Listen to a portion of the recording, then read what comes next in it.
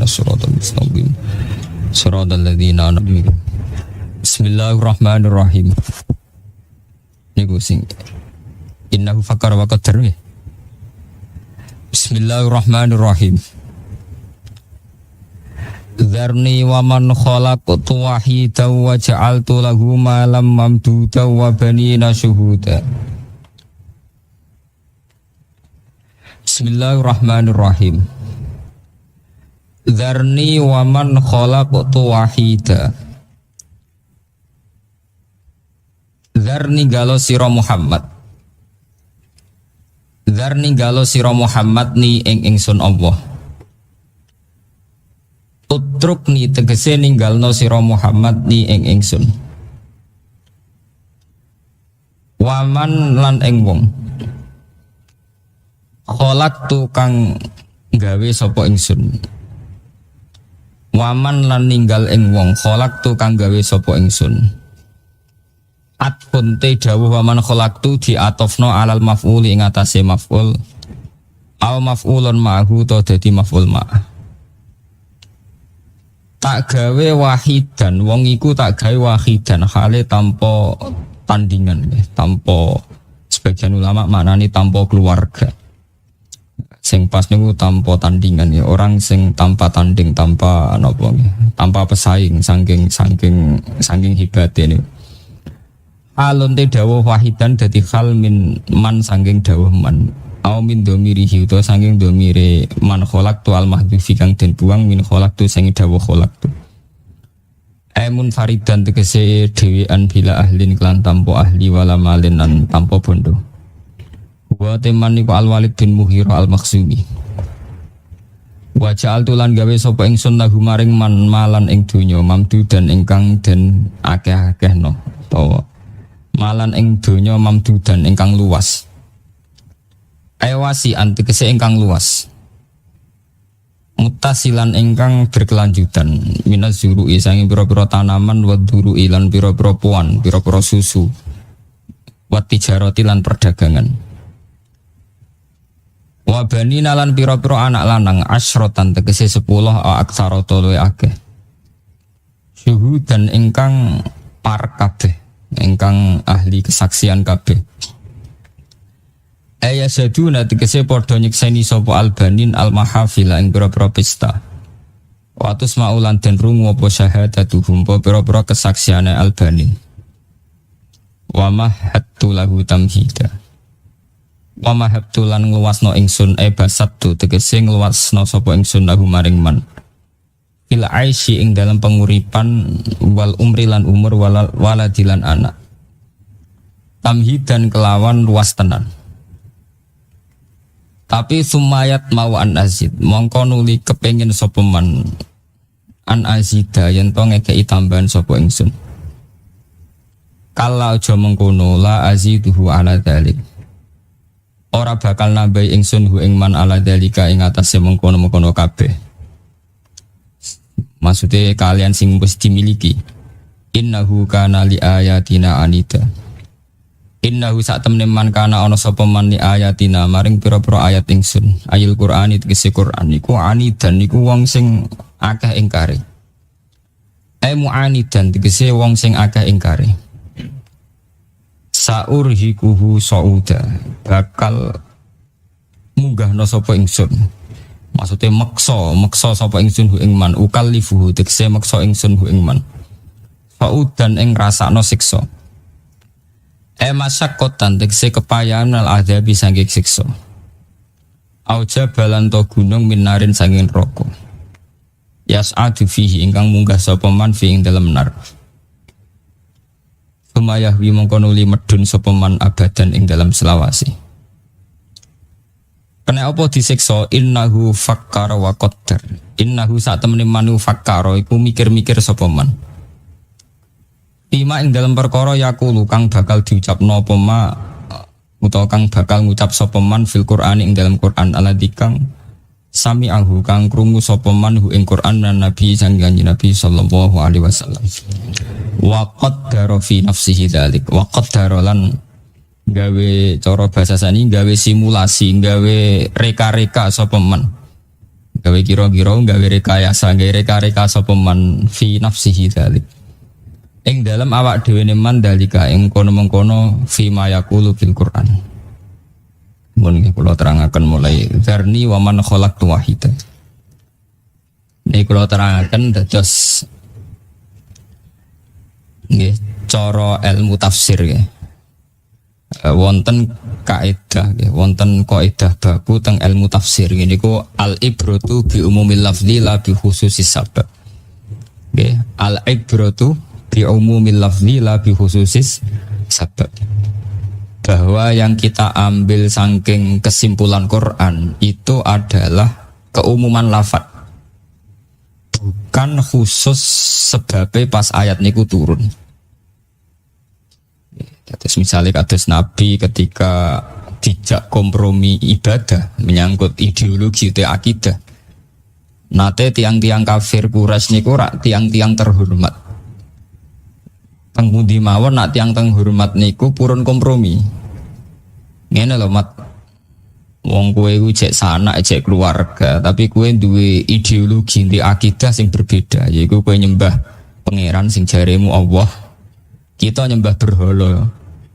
Yang ini Mat timbang saling menghujat mbek sanak rape, aku tak nyembah pangeran 6 setahun, ke nyembah pangeranku setahun. Jadi saling menghormati. Iki ya mlebu gereja, ya tak mlebu masjid gentenan, ngono kok repot. Asbabun nuzul ayat itu semua ulama sepakat asal usulnya kayak itu.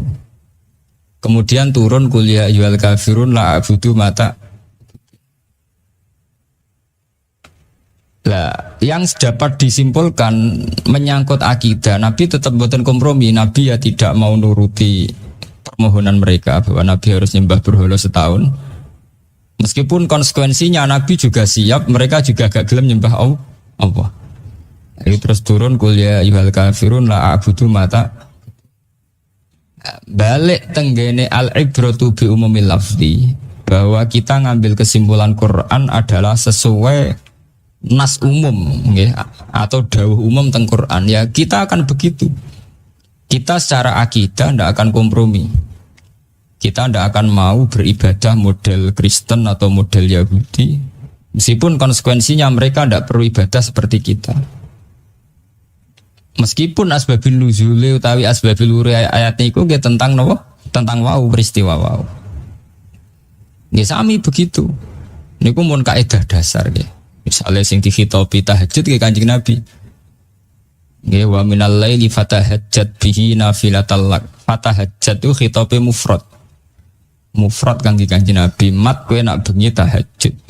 Ya tapi karena sampai ada kaidah tadi sampai sekarang umat Islam kesunatan apa?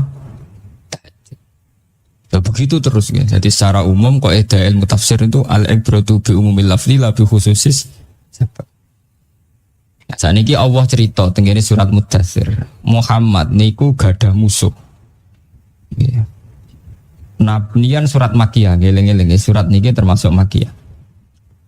Dalam periode Mekah Nabi itu gadah musuh. Yang kalau dibanding beliau itu sangat tidak banding, secara kasta sosial maupun strata ekonomi, dari sisi manapun itu tidak banding. Nabi itu yang melarat. Ya anak wong soleh tapi anak tokoh. Jadi anak yang soleh derek suku Quraisy tapi yang tidak pegang kendali, ya. Derek suku Quraisy tapi yang tidak pegang kendali. Jadi Sayyid Abdullah Abu Thalib itu tidak termasuk orang yang terhormat dalam dari Nadwa. Artinya cara saniki tidak pegang otoritas politik. Jadi yang tidak pegang otoritas tentang Mekah Madinah. Jadi beliau itu keluarga besar tapi tidak yang pegang otoritas. Wis ngoten Nabi nasibe mulai alit teng kandungan pun ditinggal abai. Terus setelah 6 bulan ibuke wafat, terus buruh. Cara sakniki nderek Ibnu Abi Kapsah, terus nderek tiyang hanya sekedar untuk makan. Sehingga ketika Nabi mendakwahkan diri sebagai Nabi, terus musuhan mbek tiyang sing waja'altu lahu malam mamduda banina napa syuhuda wa mahattu lahu tamhida. Musuhan mbek tiyang yang secara finansial itu kuat, secara pasukan kekeluargaan juga napa. Lah karena ndak banding ini kata Allah zarni waman khalaqtu wahida. Mat iku ora usah tanggapi. Musom sing gak sebanding mbek kowe ora usah tanggapi. Iku urusanku. Maksudnya zarni waman khalaqtu napa? Wahida. Cara bahasa Jawa iku ora level mat, ora urusan, iku urusanku. Mergo cara sejarah ki mboten banding. Nggih, kok sitok kere. Oh, Musa wong sugih dipengaruh. Kadang tiang sugih kan gak dipengaruh, sugih dipengaruh. Kanjeng Nabi latihan dadi nabi wis melarat gak ndek napa? Pengaruh. Sehingga kalian Allah dihibur dzarni wa man khalaqtu wahida wa ja'altu lahu malam. Terus kelebihannya musuh-musuh Nabi niku tesih gak ada kelebihan di luar niku. Gini ku orang-orang terpelajar. Jadi Mekah nih ngaten kula cerita geografi Mekah nih. Mekah niku semenjak Nabi Ibrahim niku dibuka. Gini ku lewat Ismail ya. Lewat Ismail niku Mekah dibuka. Terus Nabi Ibrahim tiang Palestina. Kemudian dapat wahyu. Intine wahyu niku kan manggen tenggene budi Mekah. Ini sing disebut Robbi inni askantu min dzurriyyati biwadin ghairi dzar'in 'inda baitikal haram. Nabi Ibrahim secara realistis niku sadar Mekah itu tidak tempat yang pas. Karena nggih tandus. Karena Mekah niku tandus, Nabi Ibrahim donga kalian Allah supaya Mekah itu menarik. Menarik secara ekonomi. Sehingga karena menarik itu cara saniki jadi kota wisata, jadi lintasan perdagangan. Jadi Mekah nih ya nggak ada yang diekspor ya, mestinya Mekah itu hanya importir. Karena negara tandus butuh ada makanan, ada pakaian. Mekah pengen ekspor obong tandus. Tapi kersane pengiran Mekah lah daya tarik. Wong waras sampai wong edan itu seneng kaji nih. Umroh ngoten mulai kiai sing serbanan sampai artis sing blodor ge seneng napa? Umroh. Musim pro udah di tren. Ngoten. Ka'bah nggih ngoten, mulai riyen tiyang soleh sampai Abraha niku tertarik mbek napa? Ka'bah. Raja Abraha iku kepengin mindah Ka'bah. Ya mergo Ka'bah menarik, iki nak tak mindah ning daerahku dadi dhuwit. Mulai riyen kasusé Ka'bah kasus dhuwit. Sampai saiki di bisnisno macam-macam. Wong bisnis umroh haji ya mergo napa? Dhuwit. Mulai riyen Abraha itu mau mindah Ka'bah mergo dianggap potensi napa? Duit, potensi ekonomi. Di Ka'bah mulai riyen nasibe nu sial. Lho nggih tenan niku kula cerita setare. Sampai ketika Nabi Ismail, Nabi Ibrahim pertama latihan dadi nabi teng Mekah. Pas latihan dadi nabi niku proyek pertama napa? Antohiro baitiya litaifina wal akifina war rukais. Jahim Ka'bah iku singkirno berhala pinggire Ka'bah singkir. Mergo wong kafir iku gawe berhala, nek arane pinggire Ka'bah gak marem. Jadi gawe sesajen, gawe lata, gawe hubal iku nek arane pinggire Ka'bah gak marem. Mulane pas Nabi Ibrahim dadi nabi ning Mekah, periode dakwah teng Mekah maksud kula. Niku rapot pertama, proyek pertama kan napa? Antohiro baitalito. Sampeyan delok teng tafsir-tafsir, minal ausan, mergo ning kono disekelilingi bro. Jadi tekan wong nakal tertarik nggih mriku. Kedua, pertama Nabi Muhammad dadi nabi teng Mekah. 12 tahun ngantos 13 tahun teng Mekah niku ngilangno berhala king Ka'bah ora berhasil. Kok Abu Jahal senengane ya salat pinggire Ka'bah. Ya ning pinggire berhala-berhala niku Abu Lahab wis meneng wiridan teng pinggire napa? Berhala. Mulane Nabi dendam, becik dendam piye ngilangno berhala kok pinggire Ka'bah. Beliau tidak punya otoritas politik wong keok. Mulane kabeh tarikh ijma ketika Rasulullah pertama Fathu Mekah niku rak beliau nggawa tongkat pertama Fathu Mekah napa? PR Nabi ngrubono berhala halal Ka'bah. Nggih tentang tarikh-tarikh Nabi pertama Fathu Mekah rak ngrubono berhala halal Ka'bah. Mergo mulai dhisik nasibe Ka'bah ku sial. Delalah wong kafir-kafir tekan nggih berhala ku seneng ae pinggire napa? Ka'bah. Mulane teng tarikh-tarikh Nabi Fathu Mekah pertama ngrubono napa? Ambek ngendikan kul ja'al haqqu wa zaqal napa? nu nganti sakniki ngene bolak-balik al-ibratu bi umumil lafzi la bi khususis sabab. Bahwa ibarat dalam dalam satu peristiwa itu buatan penting. Sementing umumul lafzi, nasnya lafaz. Jadi akhirnya sampai saat ini kita mesti tetap kena khitab antohiro baiti alitoifin wal akifin warukais. Jenenge Ka'bah kudune spesial, sesuatu yang spesial diperuntukkan bagi mereka yang ingin sujud, ingin iktikaf. Bukan sesuatu yang bisa dikomersialkan, bisa dibuat kemusrikan. Saya sampean takokno sing kaji-kaji umroh. Ngambung Hajar Aswad itu butuh biaya. Sampeyan nyewa Madura loro wong sarjana-sarjana itu dikawal. Bisa ngambung Hajar Aswad bayar sakmene iku siap dikawal. Mergo nek ora iso rebutan. Ngambung Hajar Aswad e napa? Dimaklarno. Dicaloni jadi. SSC Zam-Zam barang ngoten semua. Tapi itu sejarah lama sekali, tua sekali. Ka'bah dikomersialkan itu tua sekali. Sangat tua.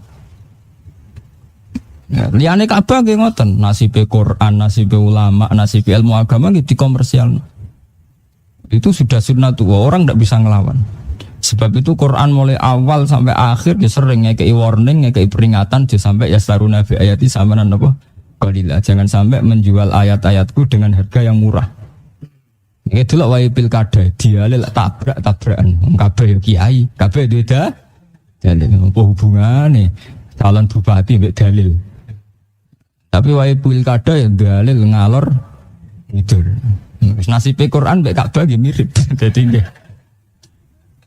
Zaman niku kiai kampung ora mesti apal hadis al hajjul mabrur la salahu jazaa'un ilal jannah. Nak bereki apal dikene baliho. Dikene baliho gede al hajjul mabrur la salahu jazaa'un apa? Ilal jannah. Ya karena itu sejarah Ka'bah Quran itu sesuatu yang selalu dipandang oleh mereka sing fi qulubi maradun yang hatinya sudah sakit sebagai barang komersial. Ya, barang apa? Komersial. Ane zaman panjenengan Ki Arwani fatwa santriku haram melok musabaqah Quran itu bukan nilai musabaqahnya karena ya setiap kali barang sakral itu bisa dikomersialkan. Ini wow, jimat paling mandi di sini Istanbul dari Quran cilik. Ya didol. Tambah di mitosno asli, tambah sawangane bludu, tambah larang. Tambah sawangane bludu asli, tambah apa? Apa adalah buatan bisnis sebuti petilasane Sunan Bonang itu oleh negara dianggap cagar budaya, aset budaya, bukan aset ritual, aset budaya. Kemudian yang dikomersialkan petilasane Sunan Bonang Pasujudan itu nanti yang kelola itu wisata. Artinya karena yang kelola negara itu dipandang secara sekuler, ini aset wisata. Bali ya punya gereja, nanti Magelang yang punya Borobudur, Tuban di peninggalan Sunan. Tapi dipandang secara setara, ini sama-sama aset apa? Wisata. Ya, terus pikirannya perdane, ya pikirannya ini nak karcise sakmene, income sakmene. Nah, soal-soal sampean nangis santri ora Gus nak kula mriko ibadah kok urusanmu mbek pangeran. Lain nak negara tuh memandang iki karcis kudu rego sakmene. Engko pemasukan titik. Ya haji ya sama. Arab Saudi itu ketika disuruh nurunkan kuota itu abote ra karuan. Padahal secara teori rasional jelas terjadi kegaduhan dalam balang jamroh, balang macam-macam. Iku ya mergo kuotane kakean. Tapi nak kuota sithik kan diakibat iso mbok hitung dhewe. Nak kuotane disidhekno iso mbok hitung. Ayo to nak 2 juta sak meneh pemasukane nak mau 1 juta. Itu masalah-masalah yang sudah klasik. Mulane sampean dadi wong kudu pinter-pinteran ikhlas. Hanya yang menyelamatkan dunia itu hanya satu ikhlas. Nek ora ono ikhlas wis tutup dunia.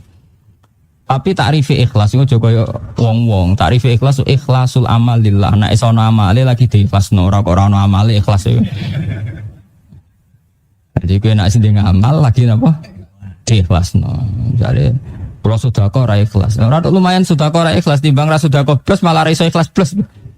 Syarat ikhlas sedekah sik lagi ikhlasno. Tarif ikhlas itu ngikhlasno amal. Dan ana amal iki ikhlasno napane? Pun kalau balik teng cerita niki tadi. Allah itu punya tradisi begitu ya. Jadi bahasa Darni itu tradisinya Allah dalam menghadapi musuh-musuh Muhammad sing dianggap gak banding.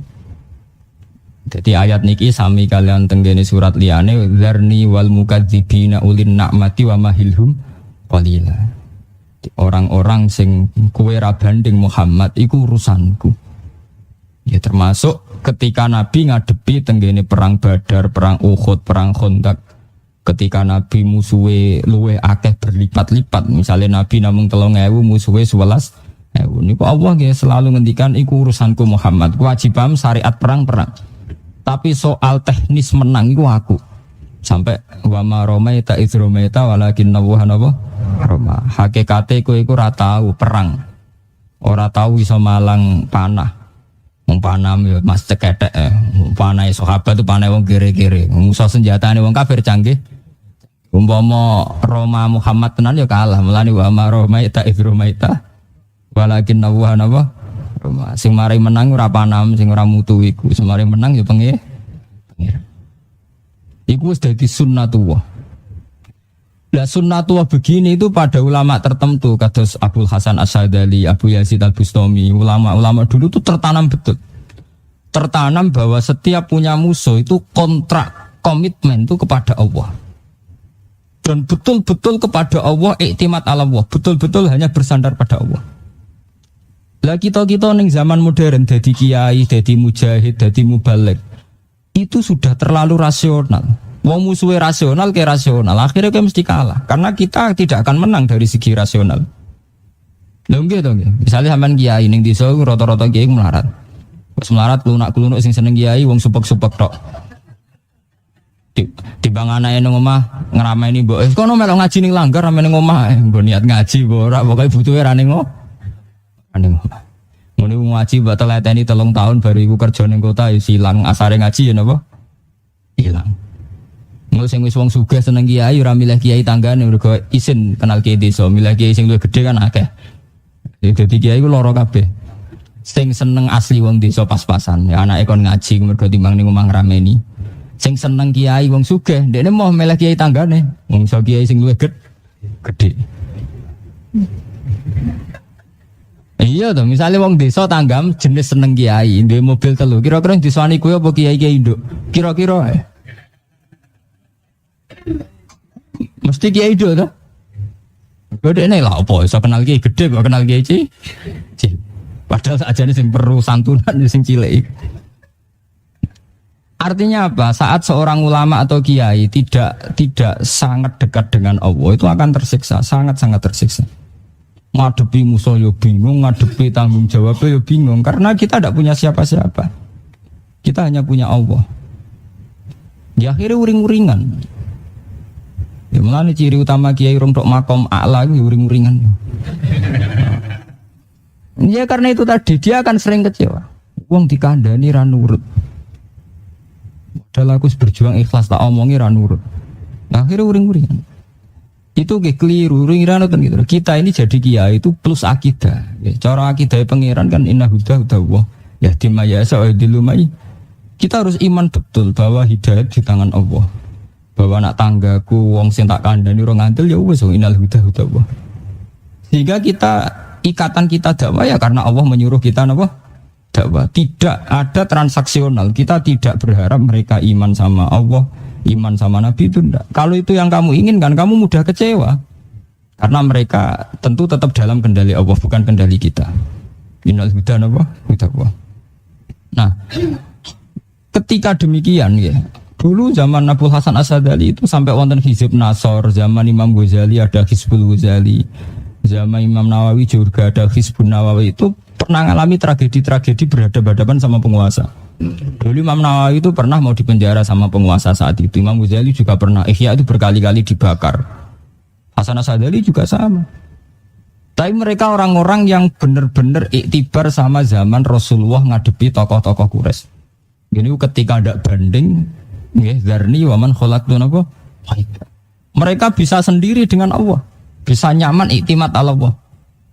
Jika ya kayak itu tadi, kayak lafaz-lafaz di Hizib Nasr itu. Dengan segala keperkasaan musuh, beliau hanya nikmati maca wiridan Hizib Nasr. Zaman Imam Ghazali ya Hizbul Ghazali. Imam Nawawi juga punya Hizbun Nawawi. Itu bukan nilai hizibnya, nilai iktimat ala Allah, tawakal ala Allah. Nah kalau sekarang kan enggak.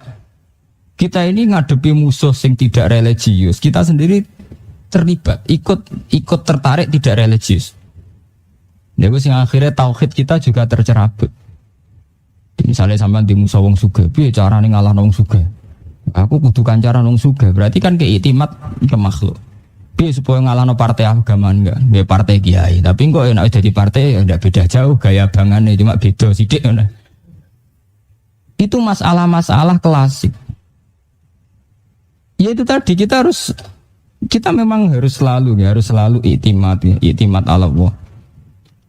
Ini penting kalau aturaken teng mriki karena saat kita pakai teori rasional, pakai akal, itu kue kalah. Mergo semenjak dulu mulai Nabi Ibrahim sampai Nabi Muhammad gak ada nabi yang menang ning musuh mergo nganggo teori akal iki mboten. Mulai riyen ditarsalna alaihim riha wa junudalam taruha maromaita idromaita walakin nawah selalu melibatkan kekuatan alam, kekuatan Tuhan. Karena hitung-hitungan akal mesti kalah. Jumlah musuh ya ora banding. Jumlah pengaruh ya mboten banding.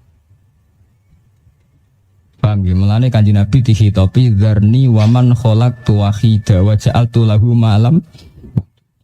Musuh iku duwe dhuwit sing akeh malam mambuda. Wa bani nasuda duwe pengaruh ning anak-anak sing kuat-kuat. Wamah hatul lahu tamhida, dia hartanya meluas kemana-mana.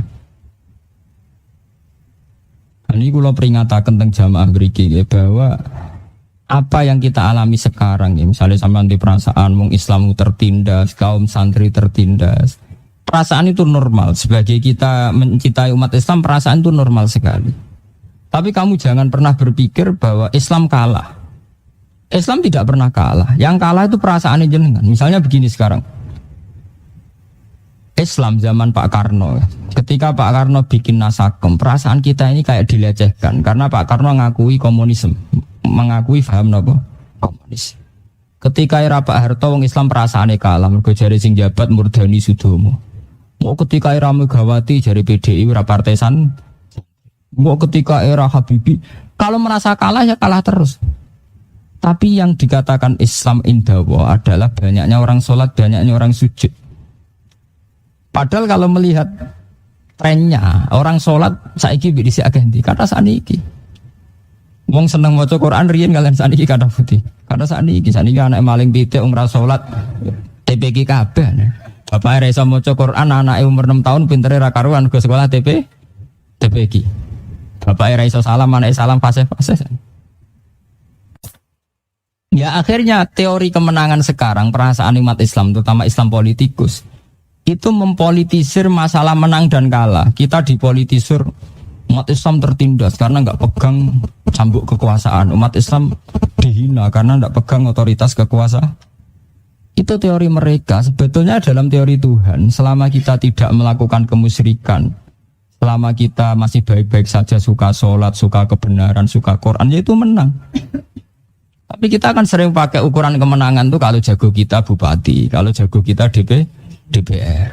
Nah, presidennya kiai, merasa menang, bareng dilengserno ngerasa kalah. Nah, itu kan logika politik. Nah, logika Islam pas jadi presiden sholat toh ya sholat, pas orang presiden sholat ya menang terus saya sholat. Ya hanya gitu saja pakai ukuran. Mergo sing diarani Islam ya bunyal Islam ala khamsin syahadati alla ilaha illallah wa anna muhammadar rasulullah wa iqamis shalat wa itais orang-orang hadis bunyal Islam ala khamsin nasbil imam. Iku akal-akale akidah sing wis setengah politik. Tapi ning hadis ora ono bunyal Islam ala khamsin pokoke maca syahadat wa iqamis shalat wa itais. Digamane cara pangeran dige gampang ae. Cek partai mau apa, cek pilkada mau apa, ngerjek salat, cek zakat, cek menang. Kalau jago menang, gue ratau zakat, ratau soh.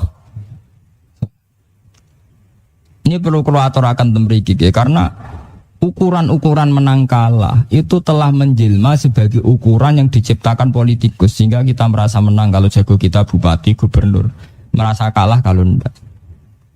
Kemenangan Islam adalah kemenangan ketika agama ini sudah mengambang, sudah kelihatan membumi, cara bahasa Indonesia. Ini ku huwallazi arsala rasulahu bil huda wa dinil haqqi liyudhhirahu 'ala dini apa?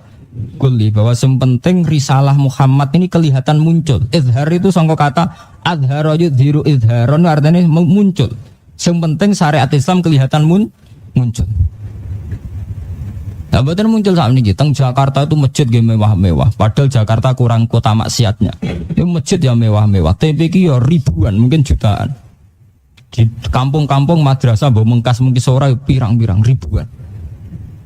Wong sing klunak ngono nggo tasbih jek ribuan. Artinya jumlah wong sing ngefly ambek nggo minum iku ambek sing nggo tasbih iku jumlahe jek akeh sing nggo tasbih. Makanya ukurannya menang itu cara pengira sederhana, yaitu tadi sepenting liyuzhirahu 'ala dini kulli, agama sudah izhar, sudah kelihatan. Ya, tapi itu tadi kita merasa kecewa karena pakai ukuran sendiri. Ya, nah ini mulane perlu diwaca dzarni wa man khalaqtu wahida. Mat wong-wong sing musuhe kowe iku urusanku. Sementing urusan adalah tabligh. Akhirnya tenan. Nabi tidak pernah secara politik benar-benar menguasai Mekah. Tapi Nabi saged menguasai qulubud du'afa. Mendapat simpati dari khalayak ramai. Orang-orang yang merasa tertindas, tersingkirkan itu simpati semua sama Rasulullah. Sehingga Nabi saat itu sudah merasa menang. Nabi saat itu sudah merasa menang karena para tokoh-tokoh, para du'afa, para mustadafin sudah simpati sama beliau. Nah, ketika mereka simpati mbek Nabi ora dijak liya nggih kecuali disak sujud ning gone Allah. Gini ku sing disebut nih goni Quran di bulan Bali ini fafirru ilallah wa man ahsanu qalam mimman da'an apa ilallah. Ketika mereka sudah loyal sama Nabi, Nabi sebagai Nabi ngetokno Nabi ini. Gini ku wa man ahsanu qalam mimman da'an apa ilallah. Terus diajak ilallah, diajak menuju Tuhan. Jadi perlu kalau terangkan mriki. Ya sudah diajak ke Allah saja, itu saja titik. Nah, tapi kemudian ada ilmu yang saya tidak sependapat. Kemudian kemenangan orang Islam ditanggali setelah Nabi Fathu Mekah. Ini kula mboten sependapat. Akhirnya wong Islam saiki terutama banyak tokoh-tokoh politik yang membuat sistem kemenangan adalah sause nalokno lawan, yaiku tanggal kemenangan wong Islam dihitung bata Fathu Mekah. Di mana digambarkan Nabi secara de facto itu presiden Medina, presiden Mekah, dan digambarkan orang kafir azillah sudah hina semua. Ya akhirnya itu tadi cara kula itu salah. Kemenangan seorang nabi adalah keberhasilan menciptakan Islam atau membumikan Islam di bumi. Cara bahasa saya ini mempopulerkan Islam, bukan diukur zaman Nabi Fathu Mekah. Cara kula Nabi Fathu Mekah, orang Fathu Mekah wis menang. Ketika Nabi berhasil nyolatno wong, Nabi berhasil mentauhidno wong wis menang. Cek secara politik menang cek kah? Lan aku ngitung menangi Nabi bata Fatih Mekah berarti Nabi zaman nenggone Mekah ora sukses ya. Padahal dasar-dasar agama diciptakan beliau zaman teng Mekah. Berarti kedaran Nabi-Nabi Yahya Nabi gak sukses, mergo matine terbunuh. Lah aku nganggur tirai ku banyak Nabi yang gagal. Nggih to, rata-rata Nabi ku gak happy ending, rata-rata kalah mereka. Nanti kabudut itu ya ora pengaruh. Rata-rata Nabi nganti kabundut itu sukses ora? Ora sukses. Kalau kamu ukur pakai sampai menjelma jadi presiden atau sampai jadi penguasa. Jadi cara kula Fathu Mekah itu diantara peristiwa penting yang dialami Rasulullah titik. Tapi jangan pernah itu kamu anggap ukuran bahwa Nabi sukses setelah menguasai apa? Mekah. Mergo nak ukuran ini kamu ciptakan, nanti kowe ngukur kiai sukses nek dadi DPR atau jadi bupati, mergo dianggap diotori. Kiai sukses adalah kiai yang hidupnya itu da'i ilallah, dia sendiri amila sholihah wa qala innani minal sudah, cara Quran orang sukses adalah orang terbaik, wa man ahsanu qolan, orang terbaik adalah da'i ilallah, sing dimintal tabligh da'i ilallah. Selain da'i ilallah ngajak-ngajak ning Allah, dia sendiri berperilaku baik, wa amilan apa? Sholihah. Terus wa qala innani minal muslimin, dan dia orang yang Islamnya baik, berserah diri. Titik. Nah, ini kalau aturakan, mereka saat ini Islam Indonesia, Islam politik kabeh. Kiai melok pilkada kabeh, melok partai kabeh. Ukuran menang kalah, jagone menang atau kalah. Itu ukuran yang diciptakan dunia politik. Dunia politik tentu membuat ukuran menang kalah itu karek dadi ta ora. Tapi mosok Islam kon nganggo takrif menang kalah nganggo dunia politik. Nah cara Islam ke mati syahid, ke perang mati syahid. Cara Islam ya menang. Iskariman au mut napa syahidah. Sing darani kalah nek kowe dadi munafik utawa dadi lari saka musuh iku didarani kalah. Lha gitu, sampean perang mbek Abu Jahal ta mbek wong kafir. Kowe mati iku cara Islam ra kalah. Sing darani kalah nek kowe pengecut utawa dadi munafik to malah. Lah nek cara ukuran politik tentu perang tanding kalah mati darani wani darani sahabat berarti sing mati-mati ku sahabat kalah kabeh. Mana jogeman, melok bento-bento jogeman. Sing bento ben bento, sing ora usah bento aja melok-melok napa? Bento. Mana bener nasihate Quran wala takunanna minal jahilin, aja melok-melok bento. Engko bento, nggih ukuran menang kalah kok nganggo ngono. Iku kan kedhikte ukuran politik. Ukuran politik menang kalah tentu diukur jadi bupati atau presiden atau gubernur. Sama ukuran ekonomi ya gitu. Menang kalah diukur di bis piro, duwe aset piro, di saham. Tapi masa Islam pakai ukuran itu? Ono wong dadi buruh, selawase buruh, tapi dia iman billah kayak Bilal. Ya cara Islam dianggap wong menang karena dia sukses mempertahankan iman. Bilal, Ammar, Suhaib. Dulu Rabi Adawiyah juga seorang amat, dianggap sukses, dia menang cara Islam karena dia berhasil mengendalikan nafsu, berhasil jadi orang saleh.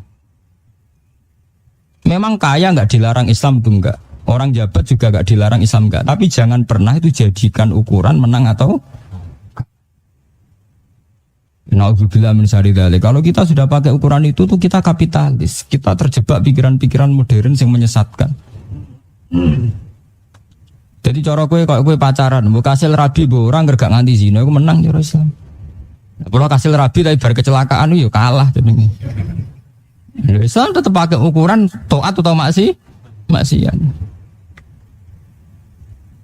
Ini penting kalau aturaken teng mriki karena kita ini sudah terjebak ukuran-ukuran yang salah. Pakai mizan, tidak pakai mizan syar'i, tapi sudah pakai ukuran-ukuran yang diciptakan manusia. Ini misalnya Pulau Jeeling zaman Muhammad Pasuruan Sugeng. Ini kan secara finansial ya kaya, beliau punya Mercy diberi orang atau apalah, pokoknya banyak lah, secara finansial itu banyak. Di Jawa Timur itu sudah kayak jadi mitos nak kiai keramat tuh sing tamune akeh duwe akeh. Jare Mbah Mun guru kula. Nak wong Islam wis dadi ngene iki ku awal laknat. Mergo ngukur wali ku nak sugih ta ora sugih. Dadi ngukur wali tamune akeh mbek ra tamune akeh. Nah terus kapan wali sing wong sing takwa mbek Allah? Ya seperti itu. Itu kan ukuran kebodohan. Kita memang yakin kayak Kiai Hamid Pasuruan, Kiai Hamid Kajuran, Kiai wali-wali itu memang wali betul. Tapi selalu tahu-tahu kita terjebak ana setane liwat. Ngukur wali delok dhuwit teko dhewe. Delok le mobil teko. Sehingga lama-lama kita pakai ukuran itu, tidak pakai ukuran kesalian pribadi, misalnya istiqomahnya jamaah subuh. Utawa istiqomah wiridan hatta meletak srengenge atau hatta surupe srengenge. Tahu-tahu kita terjebak pakai ukuran tamune teko dhewe dhuwit teko. Nah, lama-lama kita tidak pakai ukuran spiritual. Misalnya yaitu tadi nak wiridan subuh nganti tulus samsi, nak wiridan ngasar nganti tulus guru samsi sampai surupe napa srengenge. Ini penting kalau aturaken mriki. Lama-lama kita akhirnya kapitalis. Mandang Kiai sukses ya gitu, beliau dekat dengan presiden, beliau penasihat bupati. Ya itu kan rahmat, ya kita nggak mungkiri itu rahmat. Kita punya uang rahmat, kita penasihat bupati rahmat. Tapi kalau itu jadi ukuran kesalehan, itu kecelakaan. Ya. Mulane tenggene tradisi kita ini banyak yang jahiliyah itu tadi, ngelem wali tapi ngeledak jebule ngelem dunyane. Ya itu tadi, kita sering pakai ukuran yang diciptakan orang awam. Lha wong iku keramat dhuwit teko dhewe. Dhuwit teko dhewe cok ora colok ora penting. Cara Islam ukuran teko dhewe itu hukume piye? Halal apa haram? Nek dhuwit akeh wajibane piye? Zakat apa sedekah kan jelas. Cara Islam cara kula ngukure kan gampang. Bukan terus itu jadi napa ukuran. Tenan sejarah Islam terbukti ketika Rasulullah kapundhut. Abu Bakar Umar itu cara lahir diarani khalifah. Wong-wong ahli tarikh nyebut iku dipadakno sistem modern jenenge presiden. Abu Bakar dianggap presiden, Umar dianggap napa? presiden. Sehingga yang penulis-penulis sejarah itu rata-rata orang sekuler, orang-orang yang cara berpikir sekuler. Sehingga ditulis Umar mengatur sistem pemerintahnya begini, Abu Bakar begini. Padahal sampai nak maca ning Bukhari ning Muslim niku Abu Bakar ya kayak gini, iso klunak-klunak ngono ae. Ndekne ku anggere subuh ngimami subuh, anggere ngasar ngimami ngasar. Umar nganti kabundut ya dadi imam terus. Terus mbok pikir, mosok presiden yang ngimami salat Ya karena bagi Umar, bagi Abu Bakar beliau bilang ini imamah fiddin. Bahwa kepemimpinan dalam Islam adalah al-imamah fiddin, kepemimpinan dalam agama. Sebab itu yang beliau giatkan ya sholat. Sampai beliau ngimami sholat masjid. Nah, mosok presiden kok penemu sholat tarawih. Kayak Umar itu presiden penemu sholat tarawih. Ya, presiden tenan ya nemokno sistem ekonomi apa. Ya mereka presiden ya mau negara itu butuh aturan dan diantara sistem itu butuh presiden, butuh menteri itu saja. Tapi orang hati dijiwai terus kubah urusan dunia itu betul. Jadi beliau nak sholat gini imami. Ya begitu, nggih tarawih. Nggih cerita tentang faraid. Sayyidina Ali selawase tiap pidato ya tanya jawab tentang hukum. Tapi karena penulis tarikh itu rata-rata orang sekuler yang diceritakan itu bagaimana Umar membagi harta warisan. Bagaimana Umar mengkapling-kapling tanah sawah di Irak. Ketika pasukan Umar memenangi Palestina apa yang beliau lakukan? Termasuk ono versi Umar mlebu gereja ngresiki tletong, termasuk sini go kampanye tiang-tiang sekuler kan itu macam-macam. Karena mereka analis-analis dari orang barat dari itu enggak pernah menganalisa secara religius. Mereka menganalisa secara tipikal mereka. Negara mereka sekuler. Dingamati tokoh-tokoh Islam pun secara apa? Sekuler. Ya, repotnya tarikh itu yang merasuki kita sampai sekarang bahwa Umar itu seorang presiden dengan sistem pemerintahan yang kada wa kada.